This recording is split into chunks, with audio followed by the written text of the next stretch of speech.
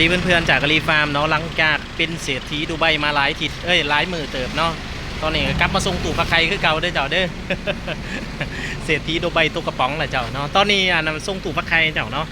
หลังจากปีใหม่สุขดีปีใหม่เมื่อทุกคนเลยเจ้าเด้อสุขดีสุขทุกคนเจ้าเนาะปีใหม่ฝ่าใหม่เจ้าเริ่มใหม่เฮ็ดใหม่เจ้าเนาะไหนที่อยากเฮ็ดก็เฮ็ดเจ้าลงมือเจ้าเนาะมันบ่มีหยังที่การันตีความสำเร็จนอกจากการลงมือปฏิบัติเจ้าเด้อลีฟาร์มก็ใส่สูตรนี้มาตลอดเจ้าเนาะผมว่ามันบ่มีสูตรตายตัวแผน100 แผนพันแผนหมื่นแผนเจ้าแผนธุรกิจสั่นเหี่ยมที่เขียนด้วยนักศาสตราจารย์ต่างๆถ้าหากบ่ลงมือปฏิบัติก็คือเก่าเจ้าเนาะสู่กับอันนั้นคนที่บ่มีแผนและลงมือดีกว่าเจ้าเนาะลองผิดลองถือไปด้วยตัวเองเจ้าเนาะความสำเร็จมันก็สิมาเจ้าเนาะ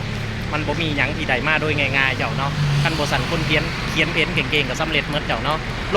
งมือทำเลยเจ้าเด้อเฮ็ดเกษตรเจ้าเนาะหลายคนก็ประสบความสำเร็จแน่นอนบัดก็มีบางคนหลายคนประสบความล้มเหลวเจ้าอยู่ที่เฮาเป็นคนบางแผนจัดการเด้ออาลีฟาร์มกับคุกคีมานี่นะเกือบ10 ปีเลยเจ้าเนาะก็เห็นหลายคนประสบความสำเร็จอยู่เจ้าเนาะขอเพียงแต่เฮาเฮ็ดอย่างจริงจังเฮ็ดไข่คือกันเฮาเป็นลูกจ้างอะไรเจ้าเนาะถ้าเขา